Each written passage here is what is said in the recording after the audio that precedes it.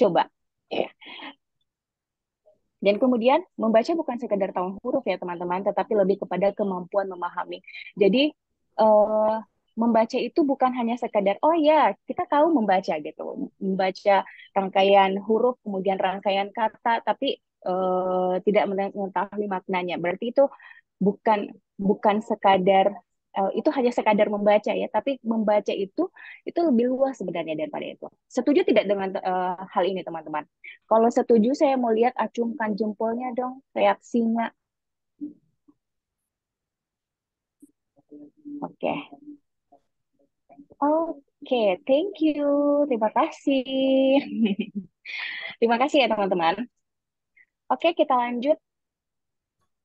Kemudian sebelum lanjut, saya mau tanya dulu, ada yang bisa beritahu tidak pendapat teman-teman tentang apa saja sih kira-kira manfaat dari membaca ini? Silahkan. Mungkin ini salah satu penilaian ya, bisa jadi penilaian ya Kak Ki. Siapa peserta Boleh, ya, teraktif? siap. Menambah Oke, wawasan. menambah wawasan. Oke, ada lagi yang mau menambahkan apa saja manfaat membaca? Menambah wawasan. Oke, Untuk meningkatkan kosa. kemampuan berbicara anak dan kosakatanya juga. Oke, kosa kata baru. Oke, ada lagi Untuk memberikan eh, informasi baru kepada anak. informasi baru, menambah pengetahuan baru, informasi baru, wawasan baru, kosakata baru, semua serba baru.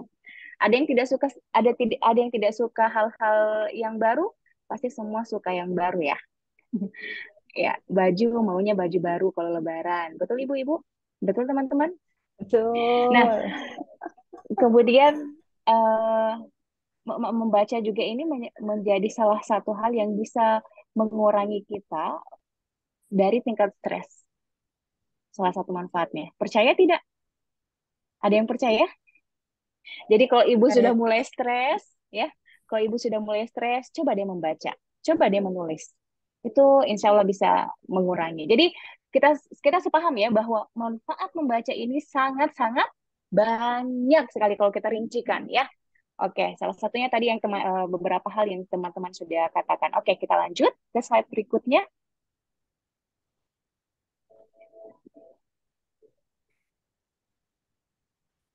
Ya, maaf saya nggak bisa share screen soalnya.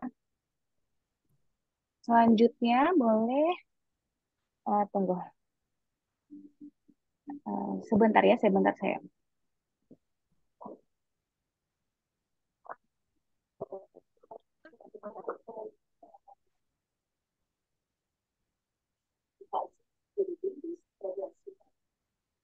Oke, read aloud. Oke, oh ini kenapa jadi seperti ini ya? Eh, di sini ada tanda segitiga ya, teman-teman. Jadi tanda segitiga ini sebenarnya adalah kalau kita mau mengenal read aloud atau membacakan nyaring, itu kita perlu mengingat tanda segitiga untuk mengingatnya lebih lebih cepat gitu. Kalau lihat tanda segitiga, oh iya read aloud, oh membacakan nyaring. Apa itu? Ini segitiga ini adalah substansi dari read aloud itu sendiri atau bagian yang penting. Jadi kalau misalnya read aloud itu bisa terjadi ketika ada anak atau pendengar, kemudian ada buku sebagai bahan bacaan, dan ada orang tua atau orang yang lebih dewasa untuk membacakan buku tersebut. Gitu. Jadi sebenarnya read aloud atau membacakan nyaring itu ini seperti yang teman-teman bisa baca ya, aktivitas menyenangkan. Jadi jangan jangan kalau misalkan aktivitas itu tidak menyenangkan, aktivitas membacakan buku itu tidak menyenangkan, berarti itu bukan bukan read aloud, bukan membacakan nyaring kalau saya bilang ya. Jadi aktivitas menyenangkan untuk membangun interaksi ini dicatat interaksi dan pengalaman imajinatif anak dalam menyusun atau menyambungkan sinapsis di otaknya gitu. Jadi aktivitas yang menyenangkan, kemudian untuk membangun interaksi dan uh, apa membangun imajinasi anak. Kira-kira kalau misalkan ketiga hal ini kita bangun di anak itu bakal seperti apa coba? Ada yang bisa ada yang bisa ini tidak? Ada yang bisa paparkan tidak ketika misalkan oh ya sudah masih kedengaran suara saya? Masih, Kak? Oke. Aman. Oke, jadi ketika hal menyenangkan, kemudian ada interaksi, kemudian ada imajinasi yang tercipta, kira-kira seperti apa? Tentu anak-anak akan hidup menjadi atau akan tumbuh menjadi anak-anak yang berbahagia. Dan anak-anak yang berbahagia adalah tuntutan dari hak mereka gitu. Hak yang harus dipenuhi oleh orang tua. Oke, kita lanjut. Nah, ketika kita sudah tahu bahwa membacakan nyaring itu butuh tiga aspek, yaitu anak atau pendengar, kemudian ada buku dan sebagai bahan bacaan, dan juga orang tua sebagai atau orang dewasa sebagai pembacanya. Nah, ini juga selanjutnya kita harus tahu sebenarnya efeknya itu apa. Walaupun sebenarnya dari tadi kita membicarakan efek, ya, membacakan nyaring itu hampir tidak, bahkan tidak ada ya kalau menurut saya, hampir tidak ada efek negatifnya di dalam membacakan nyaring. Bahkan yang ada itu semuanya positif. Nah, sebentar kita cerita. Oke, kita lanjut ke slide berikutnya.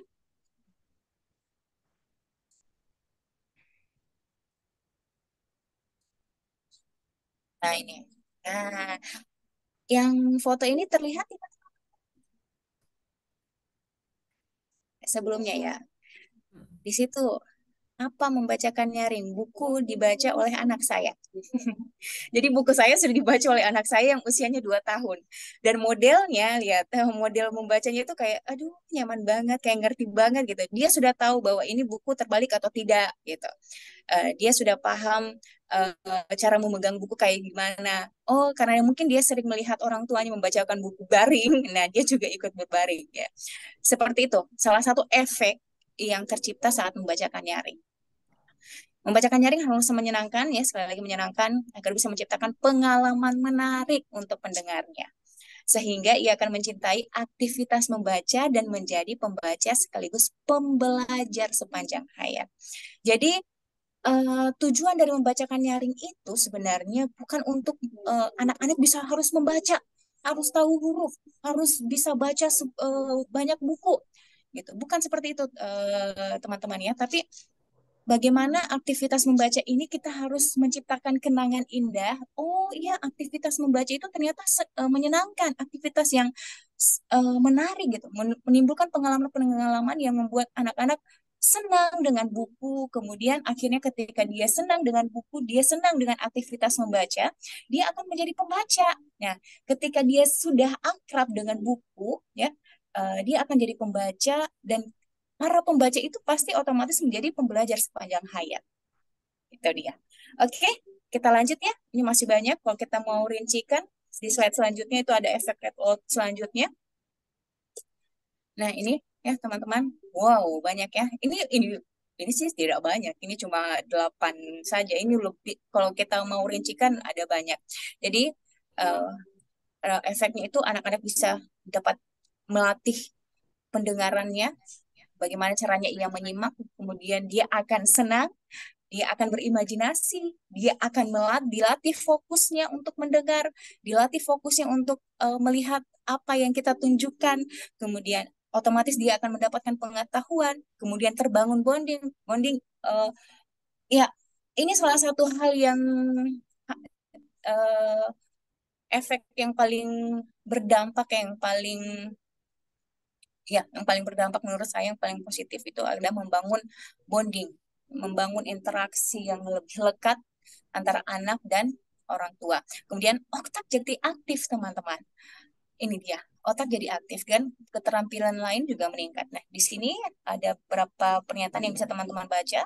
Yang membacakan nyaring bukanlah aktivitas menghabiskan satu buku ya, seperti yang saya katakan tadi, tapi aktivitas menikmati proses. Jadi proses ketika kita membacakan buku itu adalah proses yang harus diciptakan, yang proses membacakan nyaring itu. Jadi bukan untuk menghabiskan buku saya ini sudah apa namanya, harus habis dibaca, tapi prosesnya ini. Kemudian organ pertama yang berfungsi adalah telinga. Betul? Ya. Ketika trimester ketiga, organ pertama yang berfungsi adalah telinga, pendengaran. Nah, kenapa Allah menentukan bahwa oh ya, telinga ini menjadi salah satu organ pertama yang harus berfungsi. Nah, Masya Allah ya, begitu ajaib. dari trimester ketiga kandungan itu anak-anak sudah bisa mendengarkan apa yang dikatakan oleh orang tuanya.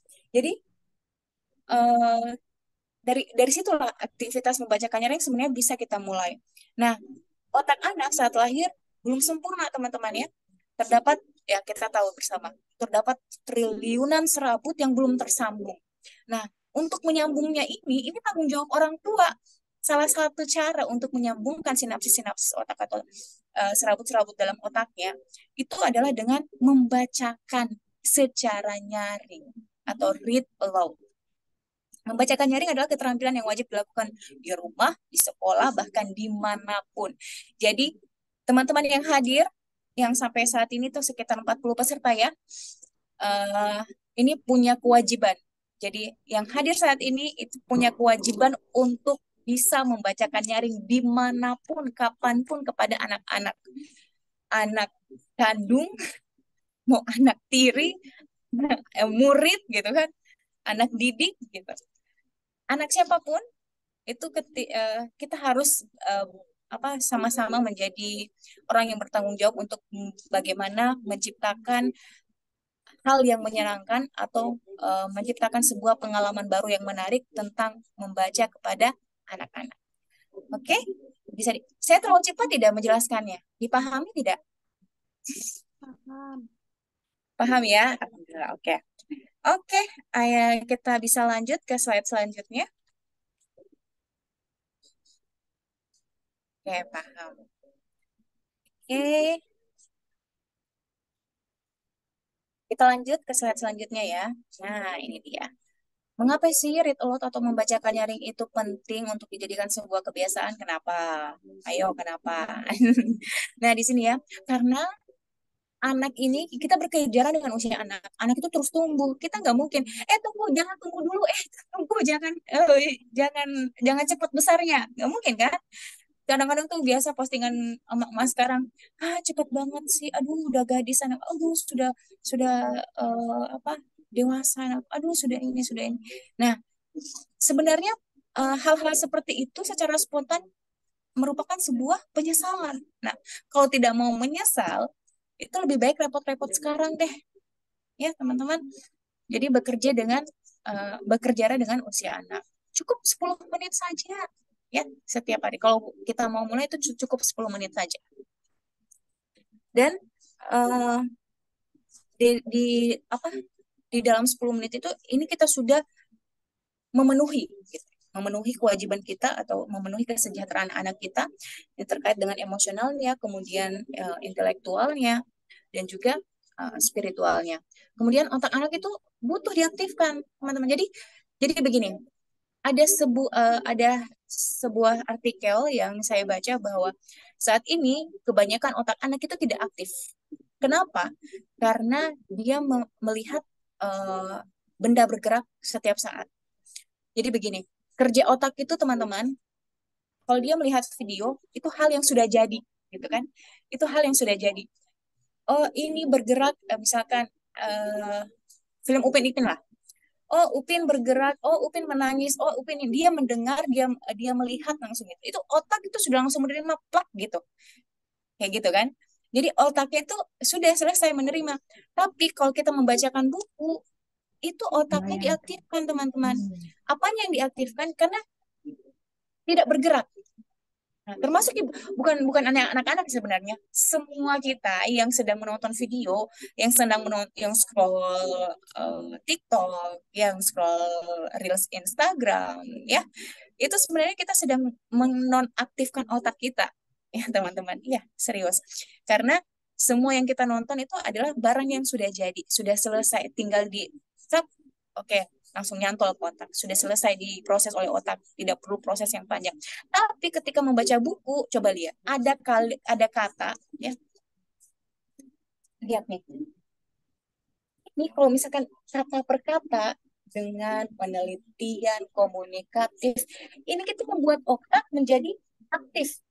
Komunikatif maksudnya apa? Merangkai kata demi kata kita baca, itu membuat otak aktif. Begitu pula dengan anak-anak. Jadi sepenting itu loh gitu.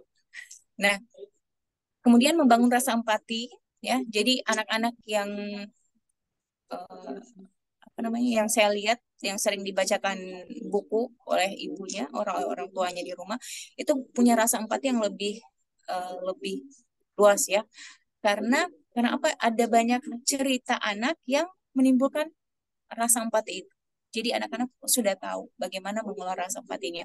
Kemudian mendapat inspirasi dari pemodelan dan termotivasi. Nah, pemodelan yang bagaimana maksudnya? Ya ibunya membacakan, gurunya membacakan.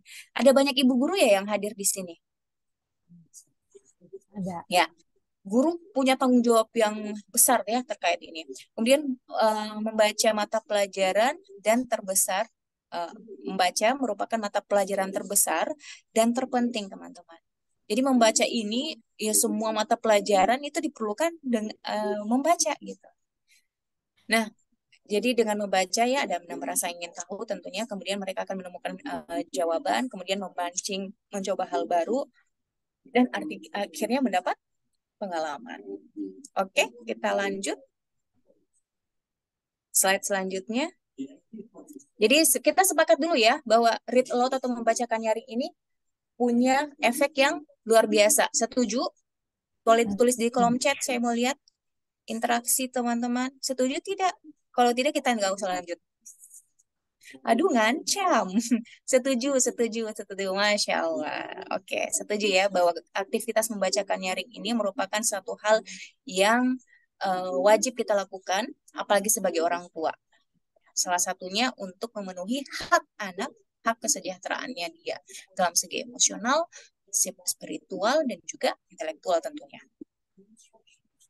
Oke, kita lanjut ke slide selanjutnya karena semua sudah setuju bahwa read aloud ini adalah hal yang menyenangkan dan harus ditebarkan semangat menyenangkannya itu. Oke, nah, wah itu dia diri saya.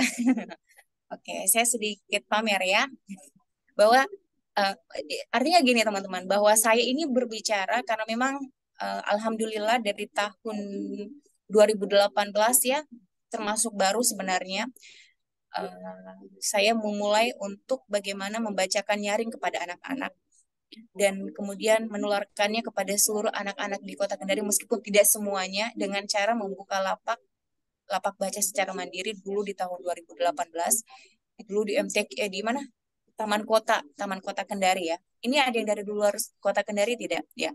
Di Kota Kendari itu ada Taman Kota Kendari itu ramai dengan aktivitas warga kota.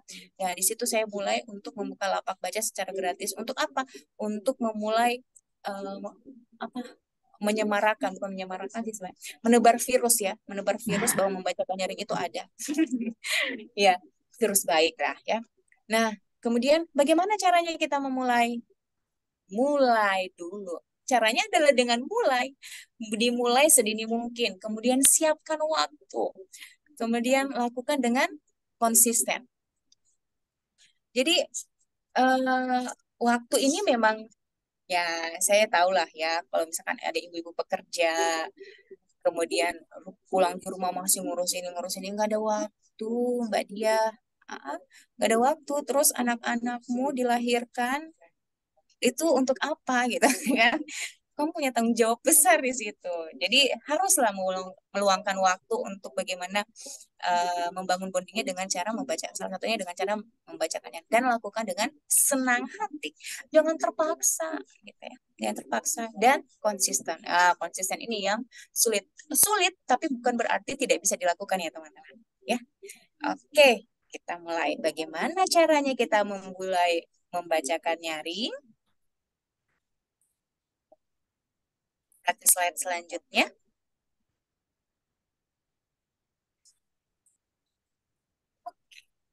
Nah, sebelumnya Kak, ayo kita mulai ya. Ayo kita mulai. Mohon maaf ya slide-nya ini kayaknya terpisah-pisah. Oke, ayo kita mulai. Mulai, kemudian praktik, praktik, praktik, dan praktik. Jadi sebelum, ada saatnya, sesudah, dan plus interaktif. Jadi ada 3 segmen ya. Ada sebelum membacakan nyaring, kita harus mempersiapkannya. Kemudian pada saat kita membacakan nyaring, dan sesudah kita membacakan nyaring. Dan pada saat kita membacakan nyaring, ada plus interaktif di dalamnya. Nah ini, sebelum kita kita harus pilih bahan bacaan dulu, teman-teman. Anak kita usia berapa? 0 sampai 6 bulan. 0 sampai 6 bulan dikenalkan dengan buku yang kecil, kemudian Beli tadi, yang kan beli. Oh iya nih, masih ngepas itu. Mana anu? Mana? ada iklan, Tolong yang bocor. ada iklan sebentar ya. Ada iklan. Ada iklan. Oke. Itu. Ada ternyata. Apa? Iya. Harus positive thinking. Lah kenapa? Oh, Hah? Karena aku udah speaker tadi. Dia tidak bisa lagi kan? astagfirullah. Ya. Kita maklumi ya, kadang ibu-ibu juga gitu. Tidak terlepas. Kita tidak, kalau ibu-ibu mah tidak lepas dari persoalan yang seperti ini ya. Oke. Itu dah. Oh, sudah. Sudah iklannya. Tadi dah. Mana? Oh, ada. Dari sini ya? Gimana ya cara matiin? Maaf, tolong di mute dulu. Iya, ini ada iklan. Oke, ini kita mungkin disuruh istirahat dulu sedikit ya. Ada apa tadi? Kan kurang dua. Oke, Oke, ya. bisa dilanjutkan? Oh. Ya. Oke, Ya. baik. Demikian iklannya ya teman-teman. Hmm. Oke, kita lanjutkan. Sebelum, saat, sesudah, dan plus interaktif. Nah, kalau sebelum itu apa hal-hal yang perlu kita lakukan? Teman-teman tidak hanya membacakan nyaring ya, semua hal itu butuh persiapan, termasuk membacakan nyaring. Jadi kita butuh mempersiapkan buku bacaan seperti apa, bahan bacaan seperti apa yang akan kita bacakan kepada anak. Usahakan pilih bahan bacaan. Kalau misalkan anaknya sudah pandai memilih, kita sudah pintar, kita sudah tahu ya, bahwa oh ini anaknya senang dengan hal-hal yang fabel, hewan kayak gitu. Oke, kita pilihkan cerita-cerita hewan. Anak 0 sampai 6 bulan. Cara membacakannya, nggak mungkin kan kita bacakan novel, nggak mungkin ya. Jadi 0 sampai 6 bulan itu kita pilihkan buku dengan 1 kata, 2 kata, dengan warna yang cukup hitam putih aja dulu. Kemudian berkembang lagi 6 sampai 12 bulan seperti apa, kenalan warna-warna buku itu penting. Nah, tapi begitu bukan itu yang kita bahas sekarang ya. Ini hanya sebagai acuan teman-teman aja dulu. Dasar-dasar dari memilih bahan bacaan itu kayak gimana. Kemudian pahami dulu isi bacaannya, jangan sampai di dalamnya ada kata-kata yang tidak pantas dibaca, tidak pantas dibacakan oleh anak. Tetap kita harus baca dulu. Jadi tidak mentah-mentah, oh ini ada buku, ayo kita bacakan. Padahal kita nggak tahu isinya tentang apa.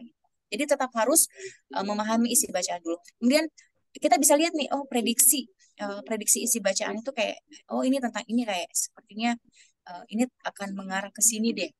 Kan kalau buku-buku anak itu biasanya sudah dapat prediksi ya isinya. Nah, kemudian pada saat membacakan nyaring, apa yang harus kita lakukan? Ajukan pertanyaan terbuka, teman-teman. Ajukan pertanyaan terbuka itu kita bisa mulai dari halaman depan buku, dari sampul bukunya, misalkan ini. Menghidupkan literasi di ruang kelas. Sofi Dewani, ini gambarnya tentang apa ya? Ini warnanya warna apa ya? Jadi hal-hal yang seperti itu bisa kita ciptakan. Gitu. Pada saat kita membacakan nyaring, dimulai dari sampul saja, ini sudah akan banyak interaksi yang kita lakukan ke anak-anak. Jadi biarkan anak-anak melihat sampulnya, kalau perlu kita menunjuknya gitu kan. Di ruang kelas ini ada ibu guru, ini ada anak-anak, oh ini bukunya tentang apa, bisa dilihat tidak warna buku, di buku ini ada apa ya, kayak gitu. Ada banyak hal yang bisa kita eksplor dari bahkan dari sampul aja dulu. Kemudian dengarkan. Jadi ketika anak-anak kita bacakan gitu ya, biasanya kan ada nyelotok itu apa, oh kenapa begitu, gitu. Pertanyaan-pertanyaan seperti itu kita harus dengarkan, ibu-ibu, teman-teman. Jadi kita tetap harus mendengarkan anak, responnya seperti apa ketika kita membacakan. Kemudian bangun koneksi gimana, itu tadi interaksi ya. Sesudah Sesudah kita membacakan, kita rangkum bersama. Oh, ini tadi tentang apa ya? Oh, ceritanya tentang gajah yang berwarna biru. Dia lahir sendirian di tengah hutan berwarna biru. Dia nggak punya teman-teman ini kayak gitu. Kemudian tanyakan, kalau kalau misalkan ya, kalau saya, Dede biasanya kalau kalau misalkan seperti ini dapat teman yang berbeda bagaimana? Nah, itu kita tanyakan ke anak. Gitu. Apakah atau kita tanyakan ini tadi tentang itu tadi ceritanya tentang apa ya? Kayak gitu. Itu bisa kita tanyakan di akhir setelah kita membacakan. Kemudian kita diskusi ya kayak tadi. Kira-kira kalau misalkan kita dapat teman yang berbeda itu bagaimana ya? Kayak gitu. Nah, yang terpenting juga dalam pada saat kita membacakan nyaring adalah ada interaktif. Volumenya kita harus dengar tahu ya. Kalau berdua sama anak ya enggak A I U E nggak usah menghidupkan gitu sampai teriak-teriak nggak usah kan bisa ya gitu. Jadi volume itu kita yang ngatur. Seberapa banyak audiens kita gitu ya. Kemudian variasi nada. Jadi variasi nada ini seperti kalau misalkan pada saat marah, kemudian pada saat sedih, pada saat senang. Nah, itu variasi nada. Kemudian ada jeda. Jangan terlalu cepat biar anak-anak itu paham apa yang kita bacakan. Kemudian ekspresif, teman-teman. Jangan uh, Miranda senang karena bertemu dengan ibunya. Ekspresinya kita kayak gini aja, datar. Mana mau menarik gitu kan. Miranda senang bertemu dengan kalau ada ekspresi kan lebih oh iya ya. Oh, jadi anak-anak juga belajar ekspresi. Kemudian ada kontak mata. Jadi jangan melihat bukunya tapi lihat. Jadi kalau teman-teman bisa merangkum ya, hal yang kita lakukan dalam membacakan nyaring atau read aloud itu adalah terbangun interaksi yang begitu kuat. Gitu. Oke, kita lanjut ya. Atau ada yang mau ditanyakan dulu? Oke, saya selesaikan dulu karena ini belum sampai inti sih sebenarnya. Nah, karena yang kita bahas adalah tentang bagaimana meningkatkan kemampuan berbahasa. Teman-teman bisa lihat gambar di samping sini? Ada yang bisa menjelaskan? Tidak? Kira-kira tentang apa ini? Itu gambar apa ya? Emas yang jatuh atau air emas atau apa? Ya, ada tidak? Oke, saya coba jelaskan ya. Jadi, kenapa apa hubungannya dengan kemampuan berbahasa anak? Jadi ketika kita membacakan nyaring teman-teman, itu seperti kita kayak ada apa sih? Tangki, tangki ya. Ya, ada tangki di dalam otak itu menampung semua bahasa, menampung semua kata yang kita bacakan kepada anak-anak. Nah, ketika tangki itu terisi penuh, ya, terisi penuh dengan kosakata baru, yang tadi kita katakan, banyak kosakata itu ketika penuh, kalau air ya, kalau penuh itu akan tumpah.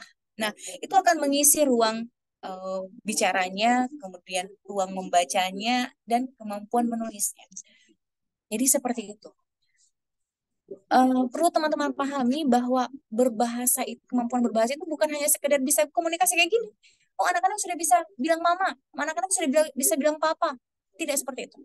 Tapi berbahasa adalah bagaimana anak-anak bisa memahami, bisa mampu menyimak dengan baik, bisa mampu berbicara apa yang dia di dalam otaknya apa yang dia mau utarakan, kemudian dia mampu membaca, dan kemudian hasil akhirnya adalah menulis. Jadi kalau empat ini sudah bisa anak-anak lakukan, artinya berhasil lah itu. Kemampuan berbahasa anak itu sudah pada tingkat tertinggi. Jadi seperti ini ya teman-teman. Jadi read aloud itu seperti kita mengisi tangki kosakata anak yang banyak di otak, kemudian dia akan turun memenuhi kemampuan berbicaranya. Setelah mereka mampu berbicara, dia akan terus memperkaya dirinya dengan membaca, kemampuan membacanya, dan akhirnya bisa menulis. Menulis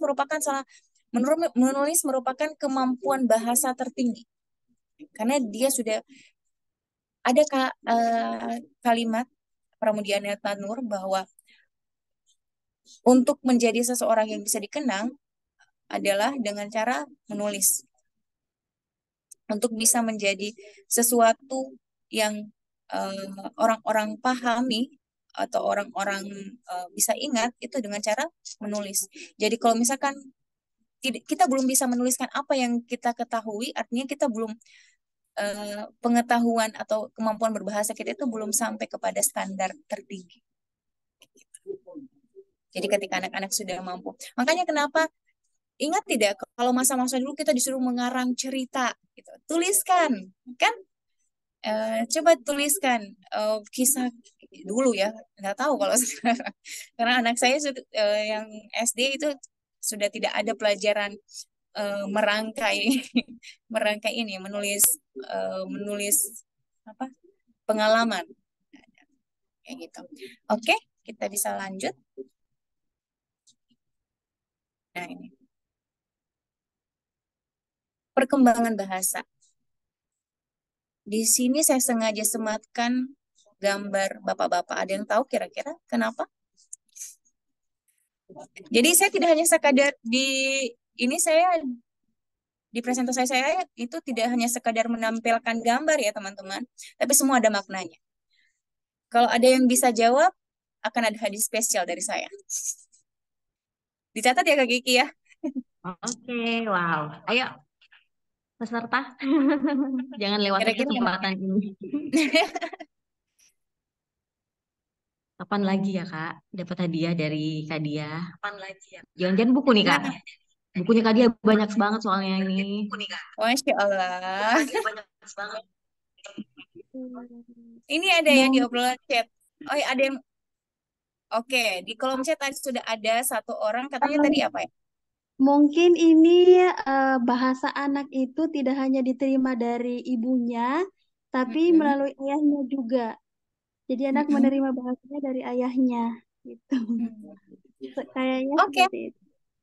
oke, terima kasih. Siapa namanya? Yulianingsi Ahmad, Kak. Yulianingsi Ahmad. Oke, dicatat ya, Kak. Sama tadi di kolom chat juga ada Admin. tadi, Fernando. Katanya kelekatan anak di obrolan chat tadi ada. Membangun kelekatan anak dengan ayah. Ya, Fernando siapa gitu.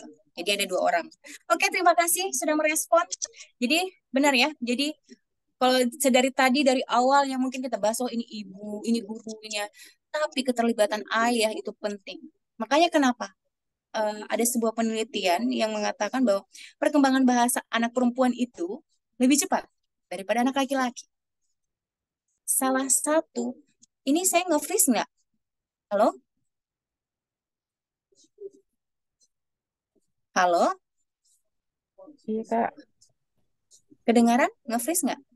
Lancar, lancar. Lancar, lancar. Aman Oke. Kak, aman Kak. Oke. Sampai mana ya tadi? Ya, ada sebuah penelitian yang mengatakan bahwa kemampuan berbahasa anak perempuan itu lebih cepat dibanding anak laki-laki. Biasa ya? Atau biasa kita ngobrol sama ibu-ibu, iya memang itu kalau anak perempuan cepat dia, kalau anak laki-laki memang biasa terlambat. Ya, biasa tidak? Relate ya? Karena memang keterlibatan Iya. ayah itu eh, apa? punya harus punya tanggung jawab yang lebih besar sebenarnya daripada ibu. Dari kemampuan bahasa. Kenapa anak laki-laki eh, apa namanya tidak bisa berkomunikasi secara baik seperti anak perempuan? Karena kita tahu ya kebiasaan atau budaya yang dibangun termasuk di Indonesia, ya salah satunya di Indonesia maksud saya, itu adalah budaya ibu yang ngomong terus, ibu yang bicara terus. Sudah ibu yang nyusuin sambil ngomong, ayah entah kemana. Padahal sebenarnya pada saat menyusui, setelah menyusui, itu harus ada peran ayah. Aduh, yang ibu-ibu di rumah, tolong Zoom ini di speaker ya, supaya para suami-suami itu dengar. Bahwa sebenarnya kemampuan berbahasa anak itu juga dipengaruhi oleh keterlibatan ayahnya. Makanya kenapa anak laki-laki tidak nyampe, biasanya tidak nyampe karena omongan ibu dengan omongan ayah itu berbeda. Sedangkan otak laki-laki ketemu dengan perkataan laki-laki itu akan nyambung gitu ya. Dipahami tidak? Semoga dipahami ya. Ya, maksud saya seperti itu. Jadi keterlibatan ayah itu sangat penting dalam kemampuan berbahasa. Makanya kenapa kalau ada anak laki-laki itu usahakan dekatkan dengan ayahnya juga. Juga begitupun dengan anak perempuan. Oke. Kita lanjut. Perkembangan bahasa, proses yang mencakup kemampuan berkomunikasi dua arah. Jadi kita biasa lihat ya teman-teman, ada anak yang ngomong aja, tapi nggak bisa interaksi, kontak matanya tidak ada. Kemudian dia ngomong apa. Nah, kemampuan berkomunikasi itu juga proses dari perkembangan bahasa anak. Kemampuan berkomunikasi erat kaitannya dengan pertumbuhan dan perkembangan otak anak. Nah, bagaimana? Jadi begini, eh, perkembangan bahasa anak ini itu bisa bisa berkembang ketika otaknya terpenuhi. Kan tadi kita bahas ya di awal, masih ingat ya? Ada triliunan serabut di otak yang harus disambungkan. Yang punya tanggung jawab itu menyambungkan adalah orang tua. Dan salah satu stimulasi ya untuk menyambungkannya adalah dengan membacakan anak gitu ya. Nah, jadi kalau perkembangan anak otak baik, otomatis itu perkembangan bahasanya juga akan baik. Mampu memahami ucapan lawan bicara. Nah, tempo hari saya pulang kampung, saya menemukan hal yang miris sekali, bahkan saya sampai sedikit marah, bukan marah, marah sekali, tapi dengan tahap yang masih bisa dikendalikan. Jadi ada anak sepupu saya yang usianya 3 tahun, itu main handphone terus, dikit-dikit handphone. Itu sudah seperti anak autis loh. Dia sudah tidak mampu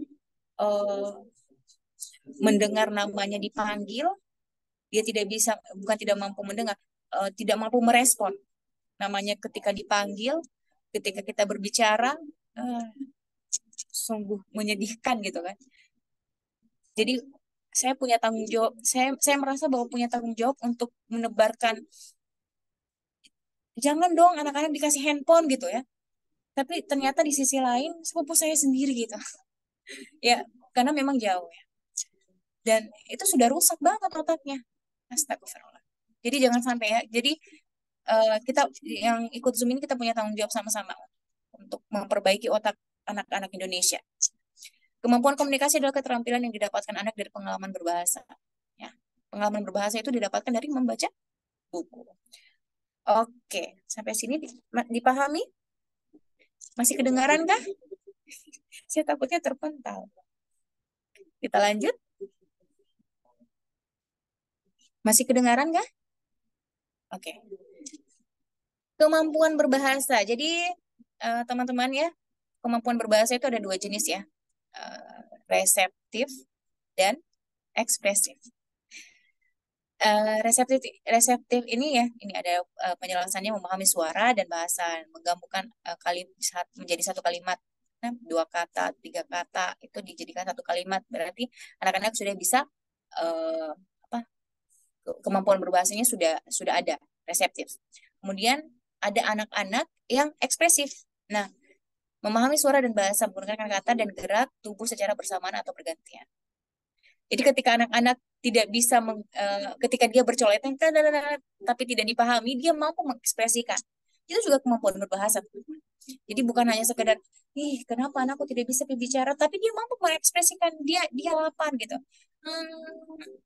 Mam, dengan gerakan seperti ini, itu juga termasuk kemampuan berbahasa anak. Jadi jangan hanya sekedar, sekali lagi ya, kemampuan berbahasa itu bukan hanya sekedar berbicara ya teman-teman, bukan. Tapi bagaimana dia mampu menyimak, memahami, kemudian berbicara, membaca, dan menulis tadi. Oke, kita lanjut.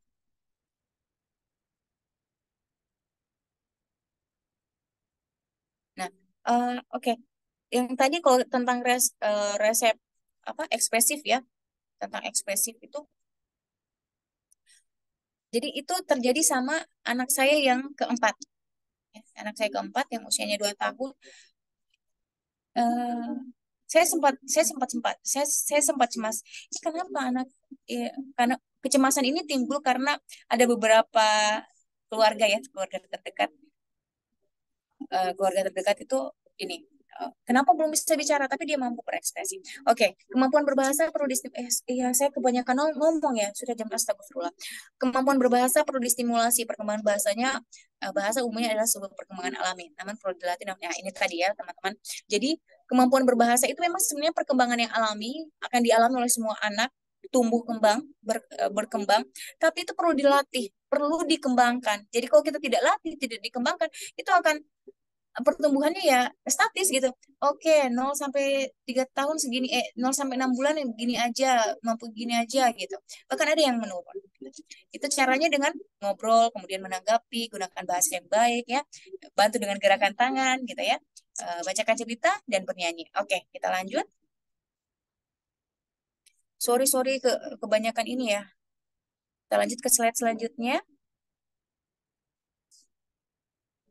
Nah, ini perkembangan bahasa anak ini ya. Jadi sejak 0 sampai 12 bulan itu bahasanya akan berkembang tiap 3 bulan, teman-teman. Jadi per 3 bulan itu anak-anak sudah mampu apa lagi? Per 3 bulan anak-anak sudah mampu apa lagi? Itu yang bisa kita lihat. Kemudian di usia 12 sampai 2 tahun 1 tahun sampai 2 tahun itu perkembangan bahasanya itu tiap 6 bulan. Jadi tiap 6 bulan dia mampu apa lagi ya? Tiap 6 bulan dia mampu apa lagi ya? Kayak gitu. Nah, sejak usia anak 2 tahun itu per tahun itu kita sudah bisa lihat perkembangannya. Oke, alhamdulillah slide-nya sudah selesai dijelaskan panjang lebar ya Allah sampai lupa waktu. Padahal kita Hampir ya harusnya makan waktunya sendiri ya. Ya kasihkan ampun. Iya, ini materinya sangat luar biasa, dibawakan juga dengan sangat luar biasa oleh Kak Dia. Yang saya notice adalah ternyata read aloud itu erat kaitannya dengan neuropsikologi, neuroscience ya Kak, yang perkembangan otak gitu ya. Terkait juga dengan psikologi, perkembangan anak. Wah, ini benar-benar salah satu metode yang sebenarnya harus dikembangkan ya. Sebenarnya murah ya kan Kak? ya, Jadi betul. Tidak ada dalam artian biaya. ya kita bisa memilih gitu ya, memilih toolsnya gitu. Kita bisa memilih. Dan sekarang saya yakin perkembangan buku bacaan juga sangat pesat ya Kak, dalam artian sudah beragam biaya dan harga ya kan Kak. Kalau misalnya kita cari di toko oren misalnya itu banyak itu yang per paket Banyak. itu sudah bisa dapat banyak. Nah, oke Kak, untuk mempersingkat waktu, teman-teman peserta silakan kalau ada yang mau bertanya, monggo nih. Ya. Ya ampun, udah banyak nih yang oke. Silahkan. Lihat dulu. Bisa langsung open mic saja. Iya. Silahkan. Ya cepat ya Jangan Kak. Yulia Ningsi Ahmad, boleh? Ya, baik, Bu. Assalamualaikum warahmatullahi wabarakatuh. Waalaikumsalam warahmatullahi wabarakatuh. Halo Kak, salam kenal. Saya senang sekali malam ini materinya Dari sangat. mana Kak? Saya kebetulan mahasiswi IAIN Kendari, Institut Agama Islam Negeri Kendari. Saya juga dari Prodi Pendidikan Islam Anak Usia Dini.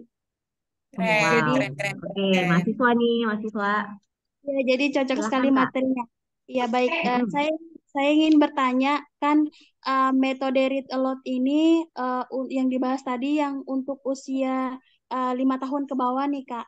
Nah, kalau untuk usia 5-6 tahun, ini bagaimana caranya kita membedakan buku-buku bacaan untuk mereka? Karena kebetulan, Kak, read aloud ini adalah salah satu rencana penelitian saya nanti insya Allah.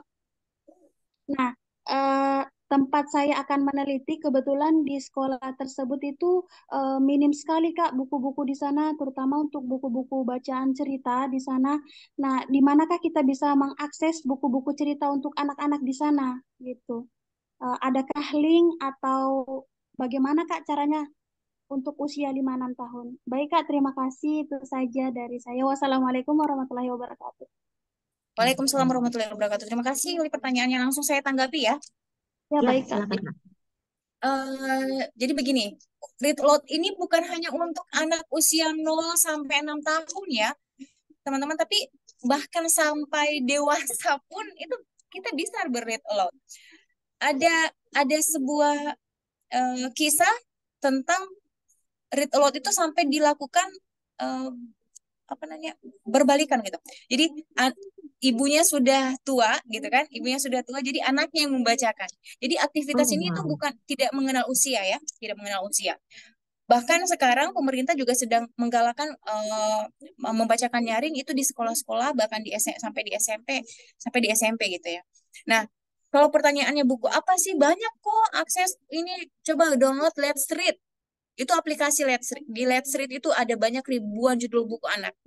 Di situ ada tingkat membaca juga. Ada CB.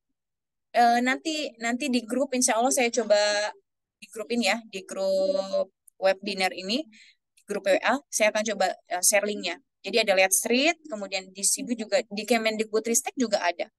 Di Perpusna juga bisa diakses, semua semua sekarang gampang, tapi teman-teman ya usahakan, meskipun itu bukunya bentuk digital, usahakan di-download dan di-print, jangan dibacakan dari handphone atau dari tablet.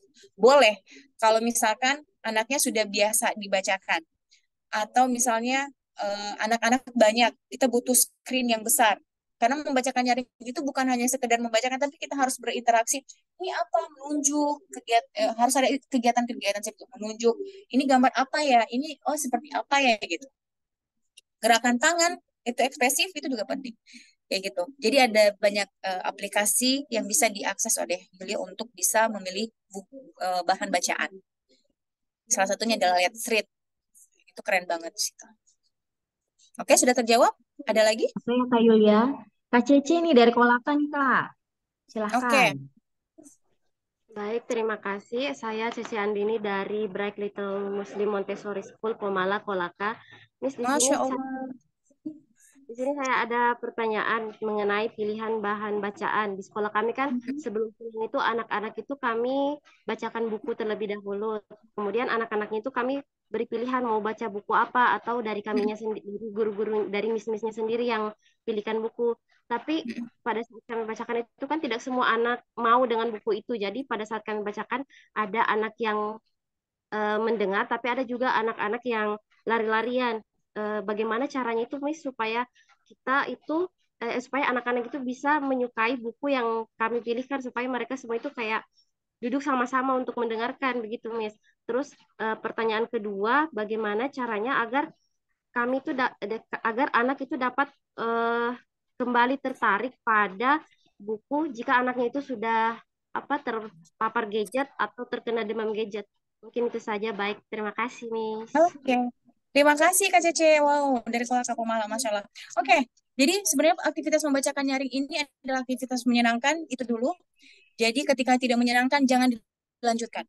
Ketika ada, jadi kita tidak bisa memaksakan anak-anak itu harus mendengarkan kita. Ketika ada anak yang tidak, jadi begini sebenarnya. Sekarang kan sistemnya asesmen ya, asesmen tes untuk mengetahui ini anak ketertarikannya apa. Jadi sebenarnya ketika kita dihadapkan sama anak-anak, saya maunya buku ini, oke, harus lebih kerja keras. Ya, kalau saya bilang harus lebih kerja keras, memang seperti itu. Tidak bisa kita memaksakan buku yang dipilih oleh yang anak A, kemudian harus disukai sama anak B. Itu kita sudah membuat membuat pengalaman membacanya tidak menarik. Jangan sampai itu terjadi. Jangan sampai itu terjadi, karena ketika pengalaman membaca itu sudah tidak menarik, itu artinya Anda tidak sukses dalam menjelaskan mengaplikasikan Let's Read Read Aloud ini. Jadi kalau misalkan ada kasus seperti itu, tidak bisa duduk tenang, memang kita tidak bisa. Kalau dia tidak duduk tenang karena dia tidak suka buku, artinya harus ada misalnya atau ada komunikasi yang kita ciptakan. Oke, misalkan namanya siapa?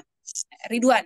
Oke, Ridwan, ini Miss akan bacakan buku yang ini dulu untuk ini untuk CC, untuk ini, untuk Lilia, untuk ini gitu kan. Ridwan mau buku yang mana? Bisa pilih dulu ya. Sebentar Ridwan dibacakan lagi bukunya. Jadi jangan dipaksakan. Jadi usahakan aktivitas membaca itu jangan sampai memaksakan anak untuk suka gitu. Keren kalau sudah misalkan anak disuruh pilih gitu kan mau membaca apa, itu sudah sudah tahap ke wow, membiarkan anak memilih buku bacaannya sendiri gitu. Artinya biar interaksi anak dengan buku itu semakin lekat. Nah, tapi jangan sampai memaksakan ya Miss ya. Eh, jadi jangan sampai membuat pengalaman membaca anak itu rusak dan tidak menyenangkan. Itu dulu. Kemudian bagaimana caranya supaya duduk mendengarkan? Ya kita bisa bikin peraturan. Kayak tadi ya, intinya adalah kita membangun komunikasi dengan anak yang mau kita bacakan. Oke, Miss mau membacakan buku yang tidak suka buku yang ini, boleh main ini dulu ya, biar tidak mengganggu konsentrasi teman-teman yang mau dibacakan buku yang ini, buku yang lain ini. Boleh seperti itu. Atau misalnya, oke, ini Miss yang pilih buku, jadi semua harus dengar ya. Kalau ada yang tidak dengar, kita bikin aturan saja gitu. Bikin aturan. Oke, selanjutnya di pertanyaan kedua tadi apa ya? Oh, yang sudah terpapar gadget ya. Pertanyaan pertama sudah terjawab ya Kakak Cece? Ya, sudah dipahami ya. Oke. Pertanyaan kedua adalah apa tadi? Sudah terpapar gadget. Ya, memang butuh kerja keras yang lebih effort lagi ya, lebih besar lagi, khususnya kepada orang tua. Jadi komunikasikan kepada orang tua. Hal ini tidak bisa jadi tanggung jawab Miss sepenuhnya di sekolah karena kebiasaan membaca ini dimulai dari rumah. Jadi memang harus ada komunikasi kepada orang tua bahwa membacakan buku pada anak itu tidak ada kata terlambat. Kayak tadi, mulai. Kalaupun sudah terpapar gadget, misalnya, kita pilih bahan cerita yang tentang gadget yuk. Tadi di gadget itu anaknya suka main apa, suka nonton apa, pilih cerita yang berkaitan dengan itu yuk. Kayak gitu. Jadi ada banyak cara. Oke, terjawab ya Kak Cece. Ini kita balapan kan? Ya, balap ini ya Kak ya. Banyak pertanyaan ngantri. Masya Allah. Oke, Kak Yuni sekarang. Monggo Kak. Ya, Assalamualaikum warahmatullahi wabarakatuh. Terima kasih kesempatannya. Terima Ya, kasih. saya Yuni. Kebetulan saya tuh dari iLevel, salah satu bimbingan belajar di Kenyari. Masya Kan Allah. kayaknya kan dari tadi saya dengar kayaknya itu untuk anak-anak yang umum pada normalnya. Nah, kebetulan di tempat bimbel kami ini ada beberapa anak yang jatuhnya berkebutuhan khusus.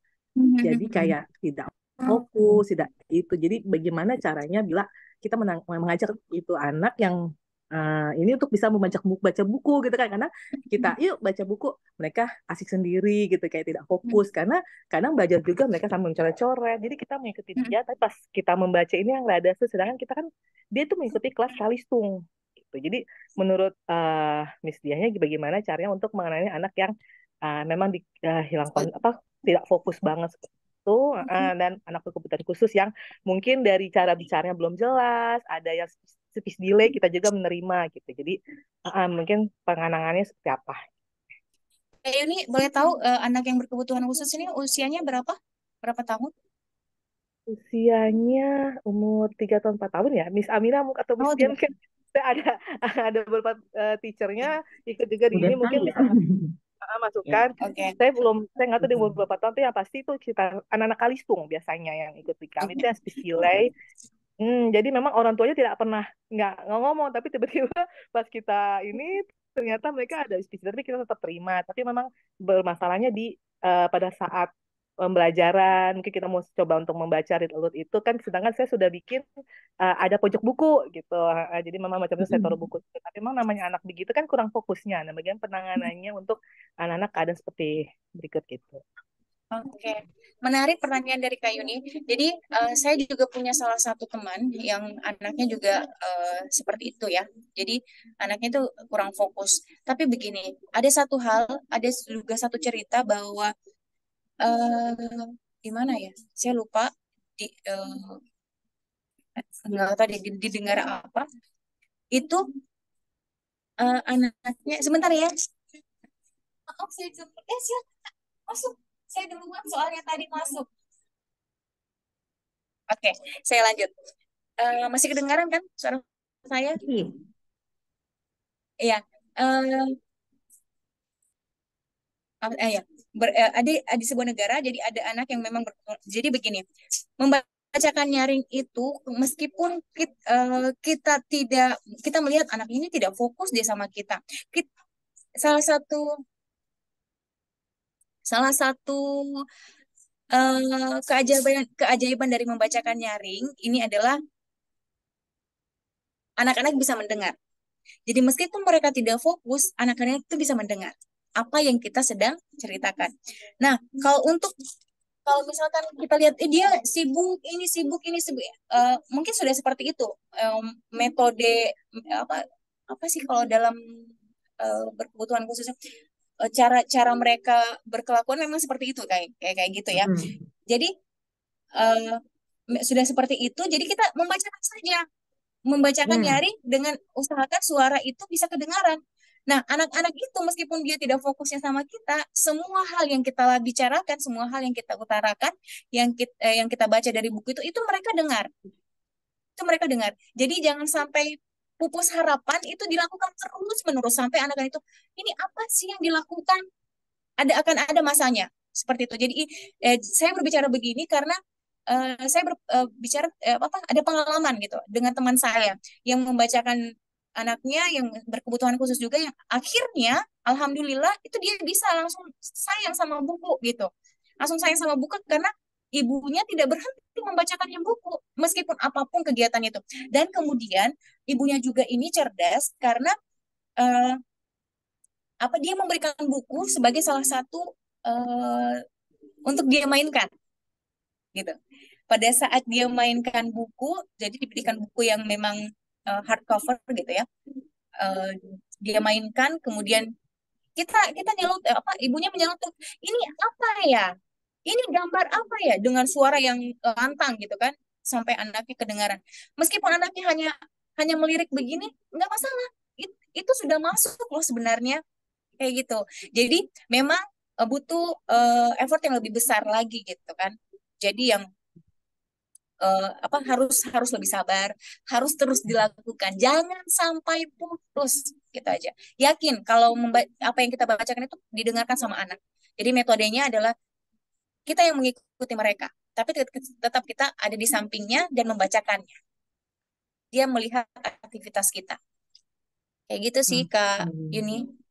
Paham ya? Kak Dia, terkait Ya. sama anak berkebutuhan khusus nih, Kak Yuni juga ya. Berdasarkan pengalaman kami, anak-anak dengan kategori tertentu ya, misalnya hiperaktif misalnya ya, dia akan bolak-balik terus kita membacakan sesuatu, dia sampai lihat kemana gitu ya, sampai lari-lari, sambil loncat-loncat. Nah, yang perlu kita ketahui bahwa apapun yang kita ajarkan, apapun yang kita katakan, itu masuk ke memori mereka. Itu dulu. Iya, betul. Itu dulu yang harus kita satukan persepsi ya, bahwa tidak ada yang sia-sia dari sebuah pembelajaran mereka. Betul. Nah, dari situ tadi kata dia, kita yang penting continue terus saja gitu. Jadi walaupun kita lihat dia tidak fokus ke kita, mereka pada dasarnya menyerap semua apa yang ada di lingkungannya. Itu ya, itu poinnya gitu ya untuk anak-anak berkebutuhan khusus. Ya Kak Yuni, mudah-mudahan yang ada di tempat Kak Yuni bisa bisa lebih dekat lagi dengan buku ya Kak. Karena memang ini juga yang kami sarankan ketika ke orang tua saat sesi konseling dan segala macam, tolong perbanyak bacakan buku cerita gitu ke anak. Di samping bonding, kemampuan kosakatanya nambah untuk anak KBK ya. Kemampuan pola berpikirnya juga nambah gitu. Kata tadi ya semua sinapsis di otaknya itu nyambung semua. Iya, betul. Itu dari segi neuroscience-nya kayak gitu ya. Seperti itu Kak. Nah, oke kita lanjut di pertanyaan selanjutnya Kak, di chat nih, di kolom chat. Ada dari Kalela. Izin, adakah pemilihan waktu terbaik untuk membacakan buku untuk anak usia 10 bulan? Usahakan di tempat yang nyaman, yang suara kita bisa kedengaran sama anak atau pendengar. Dan jangan sampai rebahan atau sandaran gini. Karena kalau kita nyandar begini, itu otak itu menerimanya kita bakal terbaring, istirahat, dan ngantuk. Jadi usahakan duduk yang tegak, tidak nyandar, kemudian usahakan lingkungan itu memang anak-anak sudah tenang. Ibu tidak pegang handphone, anak tidak pegang handphone, situasi memang untuk membacakan buku gitu. Sudah tenang dan suara kita bisa terdengar. Bukan di tempat yang meskipun ribut tapi usahakan interaksi atau suara kita tuh kedengaran dengan anak kita. Jadi tapi kalau untuk waktu terbaik saya biasanya malam sebelum ya. Itu waktu yang paling ini ya kalau saya. Tapi kan berbeda-beda waktu seseorang waktu di rumah itu kayak gimana. Kayak gitu Kak Laila. Oke, kalian terjawab ya. Nah, sekarang kita ke Kak Siti Carmila. Silahkan, Kak. Terima kasih atas kesempatannya. Langsung saja, pertanyaan saya di sini, maaf sebelumnya saya membahas juga tentang anak ABK, Maaf, Kak, dari mana, karena Kak? memang sekarang ini saya berada di lingkungan tersebut. Kak Siti Carmila. Dari Iya, mana Dari asalnya, mana? Kak? dari Kendari. Oh, Kendari. Oke. Silahkan. Eh, Seperti di tempat saya di Setara, Kak Kiki sebagai ketua yayasannya, kita tahu bahwa ada tipe anak itu yang tidak suka mendengar keributan atau kebisingan, bahkan mungkin suara sekalipun. Jadi tadi kita bahas tentang metode read aloud atau pembacaan nyaring. Kira-kira apa solusi atau cara efisien untuk anak tipe seperti ini? Karena eh, menurut saya jika kita membiarkan dia stay di zona nyamannya itu, dia tidak akan berkembang. Jadi kira-kira apa solusinya atau cara efisien metode read aloud ini untuk anak tipe yang tidak suka keributan atau kebisingan, mungkin suara sekalipun. Itu saja. Terima kasih. Ya, eh, ya kembali yang kayak saya tadi sih sama Kak Yuni ya, bahwa sebenarnya membacakan nyaring itu kita kita nggak berisik kok. Bahkan ketika kita berdua aja itu bisa. Jadi misalkan kita timbulkan bunyi-bunyian dulu. Hmm, itu bunyi apa ya? Berisik nggak? Jadi kita kan sudah tahu tipenya nggak suka yang berisik. Berarti kita kita kita nggak usah membacakan dengan harus menyenangkan. Sekali lagi kembali ke uh, apa pasal pertama. Proses ini harus menyenangkan. Jadi tidak mungkin juga kan kita membacakan buku cerita dengan metode yang tidak menyenangkan dan berisik. Kemudian kita membacanya apa nggak ada intonasi, nggak ada ekspresi, nggak mungkin. Nah, kalau misalkan anak-anak yang kita mau bisa mulai dengan kalimat "shh", misalnya kita mulai dari bisik-bisik. Ada buku loh, misalnya. Apa ya? Kan bisa. Ini tentang apa ya? Itu berisik tidak? Enggak kan? Ya, jadi sebenarnya metode-metode ini seiring waktu semakin sering kita lakukan, itu semakin akan kita dapat metode yang tepat untuk anak-anak yang ABK ini. Sesuai dengan tipenya seperti apa. Jadi lakukan saja terus praktik terus, cari celah. Oh, seperti ini kayaknya dia senang. Oh, seperti ini kayaknya dia kurang suka gitu. Kita yang harus karena dasarnya tadi kita sudah pelajari, jadi kita yang harus kreatif gitu sebagai pembaca. Dipahami ya Kak Siti Carmila? Ya Kak, makasih. Makasih Kak. Oke, thank you. Oke, makasih, Kak. Nah, Kak, bagaimana cara membuat intonasi-intonasi yang enak untuk didengar? Gimana itu, Kak? Intonasi-intonasi yang enak untuk didengarkan. Jadi gini, teman-teman, kalau teman-teman sedih kayak gimana? Kalau teman-teman marah kayak gimana? Kalau teman-teman jengkel kayak gimana? Kayak gitu. Ini sebenarnya ini sudah lekat sekali dengan aktivitas kita sehari-hari itu. Jadi kalau kita mau membacakan buku ya kita sesuaikan ekspresi dan nada suara kita, intonasi suara kita gitu kan. Oh ini lagi senang, oke kita bersuara dengan tersenyum. Ini lagi marah, gitu. Kita bulatkan suara kita kayak gitu. Jadi seperti itu. Semoga dimengerti. Jadi membacakan nyaring itu kita ambil deh dari aktivitas sehari-hari kita, kebiasaan kita sehari-hari kayak gitu, Kak Fernando. Ya, Semoga terjawab ya. Begitu ya Kak Fernando. Oke, lanjut Kak. Pertanyaan Iya, selanjutnya. Balap ini. Kenapa saya semakin besar, saya semakin merasa dalam hati saya itu, gimana? Saya merasa membaca dalam hati membuat saya lebih membaca. fokus dan mudah memahami Oke. isi. Ya, daripada membaca nyaring. Apakah Iya. faktor usia itu sangat mempengaruhi? Oke, Kak Desri, saya izin luruskan ya, membacakan nyaring ini artinya bukan membaca buku kepada diri kita sendiri, gitu. Jadi membacakan nyaring ini ada 3 aspek tadi, segitiga, ada pendengar, anak sebagai pendengar, kemudian ada orang tua atau orang dewasa sebagai pembaca, dan ada buku. Jadi kalau misalkan saya telaah ya pertanyaan dari Kak Desri ini mungkin membaca sendiri dengan keras gitu ya. Nah, tapi yang kami maksud dari read aloud atau membacakan nyaring ini ada interaksi dengan orang lain. Kita membacakan buku untuk orang lain, bukan untuk diri kita sendiri. Saya juga kalau membaca buku ya nggak bisa keras-keras, kasihan orang-orang yang di samping saya gitu kan. Kecuali ada orang yang mau mendengarkan, itu buku tentang apa dia? Oh iya, saya bacakan ya. Memilih buku bacaan fiksi dan non fiksi. Nah, itu kayak gitu ya, Kak. Memahami ya. Apakah faktor usia itu sangat memungkinkan? Terjawab ya Kak Desri. Oke, lanjut ya Kak. Pertanyaan berikutnya, bagaimana menumbuhkan ketertarikan anak pada usia remaja awal atau setara SMP terhadap buku? Apakah perlu ada setting ruangan atau aktivitas read aloud-nya seperti apa? Baik, terima kasih Karisna. Jadi kalau untuk anak SMP ya, anak SMP itu kan sudah paham ya, sudah ada hal-hal yang dia senangnya tentang apa, dia tertariknya dengan apa. Kalau dengan robot-robotan ya kita carikan media baca tentang robot.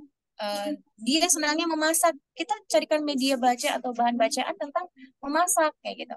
Kemudian anak SMP biasanya ini sebenarnya penting ya, kalau ada guru-guru yang SMP itu aktivitas membaca itu bisa dari sekolah ya, karena kalau dari rumah biasanya ini akan agak sulit karena anak SMP itu sudah mulai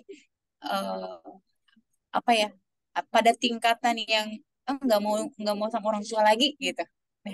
Sedangkan kalau di sekolah dia harus mendengarkan gurunya gitu. Jadi memang bisa kerjasama antara guru dan orang tua untuk bagaimana menumbuhkan ketertarikan anak itu yang khususnya usia SMP ya, remaja awal, untuk kemudian suka dengan buku. Dimulai dengan menelusuri dulu apa ketertarikan anak di anak itu gitu. Kemudian kita masuk itu kan termasuk pembaca semenjak bukan semenjak sih. Iya. Pembaca awal juga bukan. Iya, pembaca C kayak kalau nggak salah. Oke. Ngomong sendiri jadinya. Nah, jadi seperti itu ya Kak. Jadi kalau untuk menumbuhkan ketertarikan itu kita harus tahu dulu ketertarikannya tentang apa, dia maunya tentang apa. Kemudian tetap kita membacakan. Ini peran guru sangat penting sekali lagi. Kalau di rumah ya, kalau di rumah misalkan dia main handphone gitu kan. Terus kita mau mau masuk ke dunia handphonenya, kita dekati dulu. Jadi tetap harus ada komunikasi, kita dekati dulu. Nah, itu lagi bikin apa, itu lagi nonton apa, oh itu gamenya bagaimana, oh ini begini begini begini. Oke, ibu coba nonton ya, itu tentang apa. Jadi mungkin kedengaran kakunya, anak-anak juga bakal, ini kenapa ibuku kerasukan apa, kenapa tiba-tiba ngomong kayak gini gitu. Nah, itu nggak masalah. Untuk memulainya memang harus seperti itu, harus ada komunikasi dulu. Nah, ketika sudah bisa kita berkomunikasi dengan baik, barulah kita coba-coba ke Gramedia yuk, cari buku atau apa, jangan ke tempat makan terus. Tetap. Jadi kalau untuk menumbuhkan ketertarikan harus dari rumah, ya, harus dari rumah, dari komunikasi, kemudian di sekolah dekati gurunya. Karena dari sekolah juga itu guru-guru bisa memasukkan, misalkan hari ini belajar tentang metode ini gitu. Nah, guru-guru bisa mencari bahan bacaan tentang mata pelajarannya itu, kemudian dibuat kayak apa? Dicarikan cerita, kemudian dibacakan secara nyaring, kayak gitu. Kalau untuk settingan ruang sih nggak ada ya kalau saya. Yang penting komunikasi dulu, ketertarikannya di mana. Kalau kita sudah masuk, sudah bisa berkomunikasi, nah kita akan bisa masuk untuk pendekatan read aloud-nya. Oke, sip. Tadi ya. Iya, Masya Allah Ini ya. sebenarnya masih mau panjang ya, tapi sepertinya kita sudah sangat melewati dari batas waktu yang ditentukan. Masya Tadi Allah. juga Iya. yang di luar posisinya mungkin ada aktivitas lain. Nah, teman-teman peserta, mungkin kita sudah sampai di akhir dari webinar kita pada malam hari ini. Semoga nanti bermula dari sini, kemudian kita bisa muncul ide-ide lain, gitu ya. Kira-kira terkait apa lagi yang mau kita bahas, gitu ya. Jadi nanti teman-teman di form pendaftar absen itu nanti kami ada list, gitu ya. Ada list juga terkait dengan kira-kira teman-teman peserta untuk selanjutnya, webinar selanjutnya di Tabula Rasa Consulting ini mau tema apa saja, gitu ya, mau tema apa lagi, gitu. Kak Diah, ini materi luar biasa sekali, banyak sekali dari 1,5 jam ini informasi-informasi. Di sini banyak guru, orang tua, jadi sangat luar biasa. Jadi kami memang ingin istilahnya visi misi kita pada malam hari ini tercapai, alhamdulillah ya Kak ya. Kita sudah lama merencanakan ini ya kan. Sudah lama merencanakan ini dan baru terrealisasi di bulan ini. Nah, oke, baik teman-teman, di akhir sesi ini minta tolong kita mau ada foto bersama dulu nih Kak Dia, sama pemateri, sama peserta semua. Minta tolong di open cam dulu biar admin bisa ini, bisa apa namanya, di capture. Ya, oke. Admin saya izin ini ya, apa namanya, menghitung ya biar ini. Untuk di layar pertama, minta tolong dibuka semuanya. Ya, oke, terima kasih. Oke, admin siap ya? 1, 2, 3. Oke, boleh lah. Tunggu Kak, sabar. Tadi agak Oh, dia keluar oke, zoomnya. silakan. Tunggu. Padahal kita sudah cantik banget loh tadi. Ya, ulang untuk di yang pertama. Oke. Ya, oke. Terus. Oke, boleh ya, kita ikut sama-sama ininya Kak Diah ya. Ini literasi ya Kak, yang lihat. Ya, saya ulang. Satu. Oke, Oke, oke ya, satu. semua sama-sama ya. Ya, 1, 2, 3. Oke, untuk slide pertama, sabar. Oke. Slide pertama silakan, untuk slide kedua. Slide kedua. Belum semua on cam. Nggak apa-apa ya? Ya, nggak apa-apa Kak. Oke, saya hitung. 1, 2, 3. Oke, sudah. Oke, teman-teman jangan lupa absennya karena nanti akan dikirim sertifikat. Nah, kita ada penanya terbaik nih. Ini penanya terbaik dari panitia. Itu jatuh kepada Kak Desri Herarindri. Selamat Kak Desri. Jadi nanti ditunggu ya untuk transferan e-money-nya. Oke. Dari saya juga tadi 2 ya. Fernando sama siapa Yun? Tadi siapa Kak? Atas nama siapa Kak? Fernando 28 itu kayaknya sama Yulia. Oke. Oke, ditunggu ya info dari admin ya untuk ininya. Nah, terima kasih sekali semuanya. Mudah-mudahan kita bisa bertemu di webinar dengan tema-tema yang lain lagi.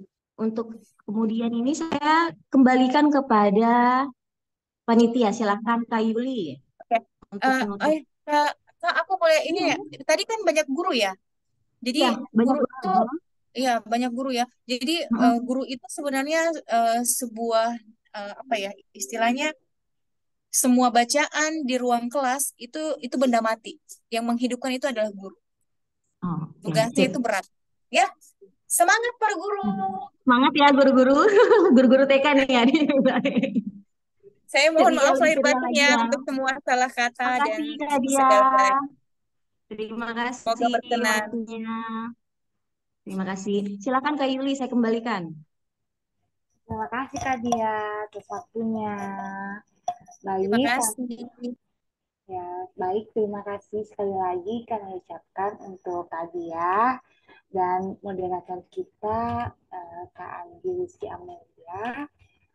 Untuk para peserta, semoga webinar hari ini bisa menambah ilmu kita, pengetahuan kita, dan pengalaman kita. Sampai berjumpa di webinar Tabula Rasa Konsulting selanjutnya. Saya tutup dengan ucapan Assalamualaikum warahmatullahi wabarakatuh. Waalaikumsalam warahmatullahi Waalaikumsalam wabarakatuh. warahmatullahi wabarakatuh. Terima Terima kasih kasih Kak. semua. Terima kasih Terima semua. kasih. Kak Dia. Assalamualaikum. Terima Next kasih. again. Langsung live ya Kak, izin. Waalaikumsalam warahmatullahi wabarakatuh.